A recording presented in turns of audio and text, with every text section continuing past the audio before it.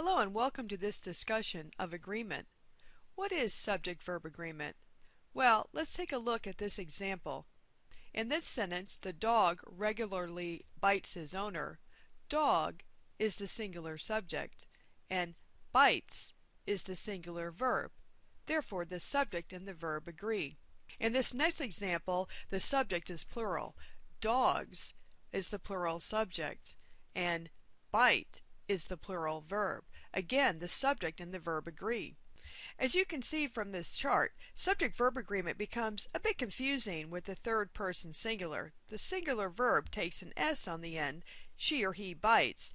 We are used to the S denoting plurals with nouns. However, the singular dog bites. And keep in mind the rule about compound subjects. Compound subjects require plural verbs, as in this example. The man and his dog are content. As with other topics in grammar, subject and verb agreement can sometimes be confusing. Let's review some of these areas. A really common area of confusion are with words that look plural but they're not. In this sentence, everybody seems plural, but it's a singular pronoun and it takes a singular verb.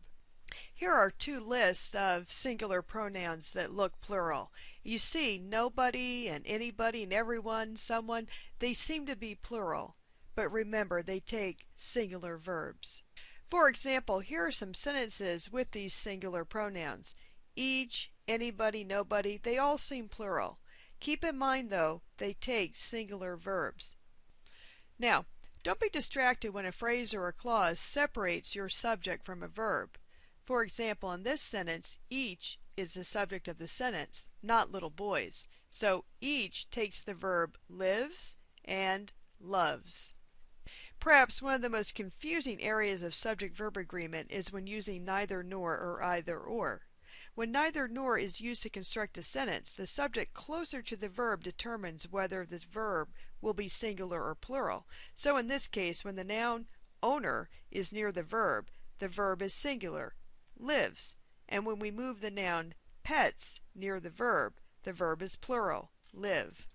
What are some strategies to determine whether your subjects and verbs agree? Of course, you have to determine whether your subject is singular or plural. Oftentimes this is pretty easy to figure out. However, sometimes it's not. One tip for identifying the subject of your sentence is to ask who or what verb. In this case, who are playing with the little dog? The answer is women. Therefore, you're able to identify your subject. Perhaps the best tip is to become familiar with using these singular pronouns. Again, they look plural, but they take singular verbs. Subject-verb agreement can be tricky. We hope, though, that this video is giving you an idea about some of the more common errors and ways to avoid them. Now, take a moment to go on and do some exercises.